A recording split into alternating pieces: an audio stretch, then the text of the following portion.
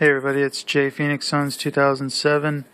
I'm making this video about my mini revo for those of you who are looking to upgrade and change a few things and possibly put a 10 scale brushless system on this little beast. So I'm going to go over a few things because just like me, I had questions and I had to figure it out on my own.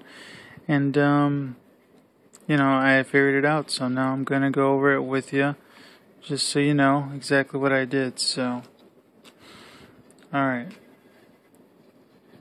Well, first off, sorry, this is usually Ziploc tied together. When scaling to the 10th scale, you'll notice you have to buy a big block motor mount. This is the 550 size. This is a size that comes with the regular versions of either the eRevo, the Summit, or the Slash. And the reason this is, I think this is the original one, is because the motor is one of those 550 motors. Okay, so that's why you'll notice when you get the eRevo VXL, you'll notice that this motor mount is smaller because you have the smaller motor in there, the Volinian motor. Okay, so what I did is I went out and I bought this 550 size motor mount, brought it home, and lo and behold, it did not fit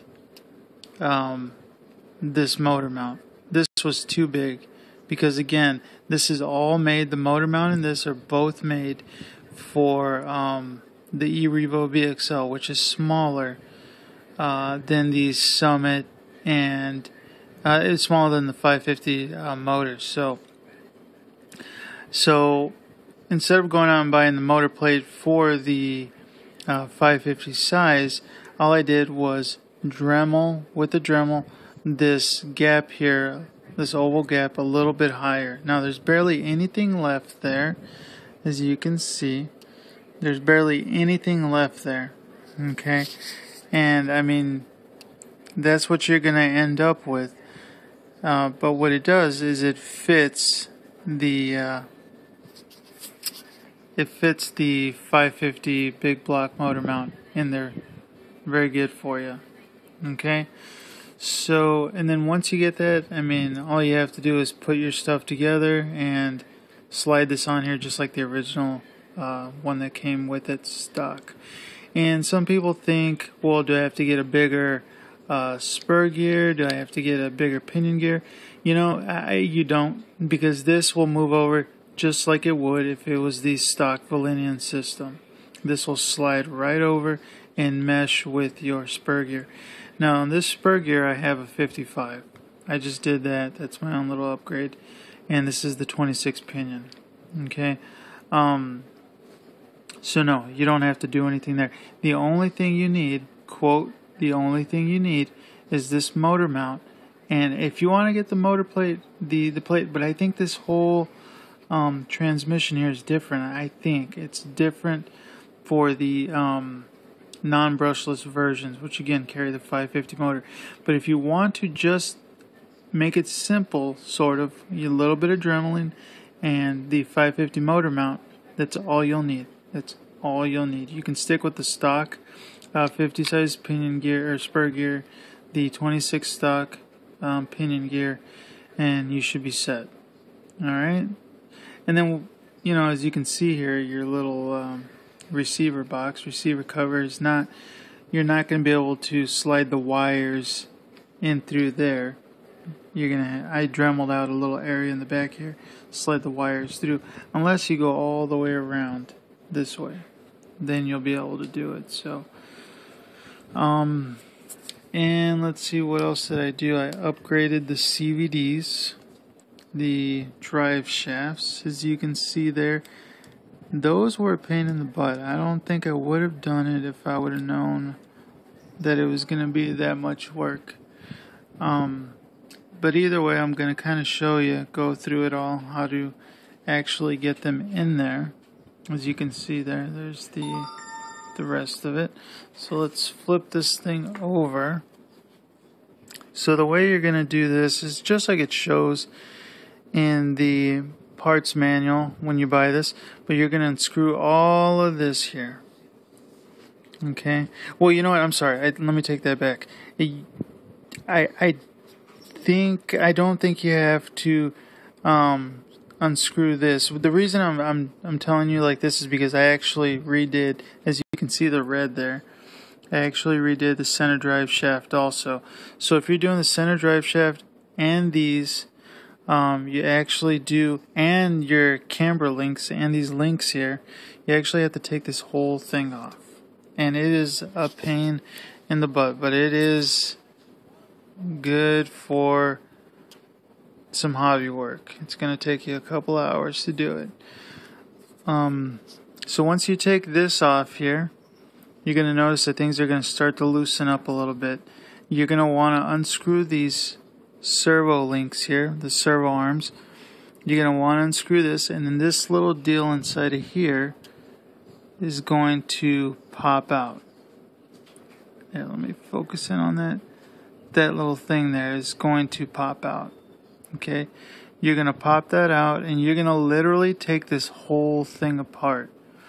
And what I mean by literally is on the other side, you have to take all of this off. Your shock springs and your travel mesh, you have to take it all off, because underneath there's some screws that attach this bottom part of the chassis, the A-arms and everything, the front differential, the rear differential, all that. It connects everything together, so you're going to have to unscrew everything. Okay? It's kind of a pain in the butt. If you want to get this front block off here, the front grill guard, what you do is you take these screws out. You take these two screws out, and this thing just slides right out. And then this blue plate holds in these little pins. These little pins that actually hold in the A-arms. What I kind of did is when I took everything out, like if I took this off, I kept the screws with each individual piece. So when I took this out, I re-screwed it, put it back in there, and that way I put it to the side, and all the screws stayed with each individual piece of what you were taking off. So, and yes, you have to take the shocks, everything off. That's why I said if I had to go back, I don't think I would do it. It's kind of a pain in the butt. But I think I had to because of the powerful system that I have in there. I think the ball differential and the center shaft made all the difference. So it's the same thing back here. What you're going to do is you're going to, I don't know if you can see, inside of there's a couple of screws, and then up top here, these screws right there, those are going to loosen up this whole back area, and you're just going to be able to slide it out. Don't take this all apart piece by piece by piece. You literally only have to take that screw, and then there's a few screws back here, and it all pops out. And again, this blue aluminum guard here, what it does is it helps hold those pins and the whole body of this rear differential area together, and you're going to slide that all out.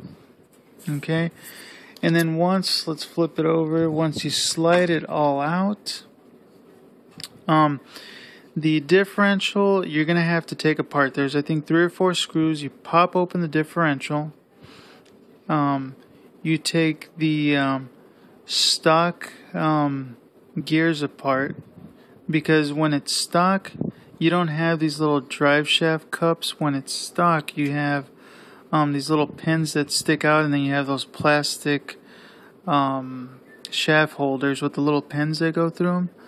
So what you're going to do is you're going to have to take that differential apart, take that pin out, the pin holder out, and then put in the cups that come with your upgraded assembly. Okay, you put that all back together. And one thing I had a question about is, does the I'm talking about the center differential. When you upgrade the center differential, I wondered if I needed to buy my own oil. You don't. It actually comes with oil, and it'll tell you right in the instructions that it comes with stock. I don't know what weight oil it comes with, but it already comes with some. So anyways, I know this video is getting a little bit long, but I just wanted to let you guys know that in order to do this whole upgrade, you have to take everything apart. Literally everything apart. Okay? Took me a couple of days to do it. I'm sure some of you probably take a couple hours, but I took my time on it. You know, I put some Loctite on the screws that held the shaft together. That way if it goes really fast, screws don't pop out. I did a few different things, and as you can see there, I mean, it's all, you know, working pretty good. And yeah, so let's go back to the motor here.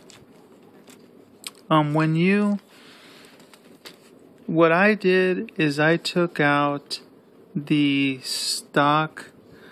Inside of there, you really can't see, but inside of there,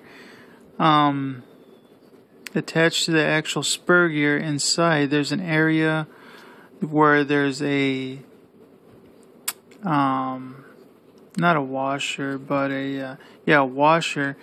And the washer is a 4x8x3. And the reason you want to change that out is because the washer that this comes with actually has like this rubber sealant thing on it. I mean, it's a ball bearing, I'm sorry. A ball bearing, and the ball bearing that comes with it is sealed. It's like this Traxxas waterproof seal thing. What happens is your spur gear goes so fast that it catches onto that spring, and that spring catches onto that rubber and it shreds it apart. It happened within a minute of my first run. And so what I did is I went out and bought some different ball bearings, 4x8x3, that did not have that rubber coating or that rubber seal or whatever.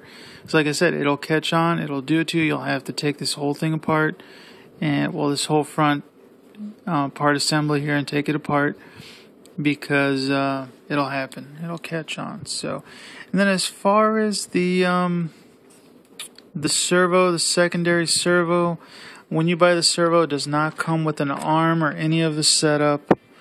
You actually have to buy the setup for it, and it comes with everything. It comes with the servo horn, comes with the links and the little ball links, comes with the servo arm, and you can put it all together. I don't know the part number off the top of my head. It's like 7143. I don't remember the part number. But if you want to do that, it's not that you just buy the servo and it comes with all the pieces. There's actually another set, which is about $12, that you have to buy in order to connect the secondary servo. So, alright guys, well, hopefully I didn't talk too much, but I know if you're like me, you want to know all you can about it, and I'm sure you're going to have questions. The last thing you want to do is get home and you miss one little piece, and that's what I've done, and I'm saving you about 4 trips to the hobby store here. So if you guys have any questions, leave a comment or any kind of questions. I'll get back to you. Let's see if there's anything else I can think of. Looking here, I'm looking. I don't think so. And you know what? The best way, one other thing here too, is I changed all the inner ball links, the steel ball links, on all of my camber links, and on anything else that I could. Like you can do it on the this here.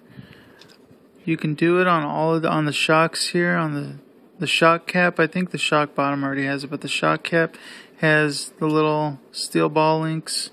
But anyways, what I was going to tell you is just take one of your smaller hex drivers, put it, when you're trying to take the plastic ones out, put your hex driver into one of them and then just pop them out. And you're probably going to break them, but it's not like you're going to use them again. So, and you can just pop them right out.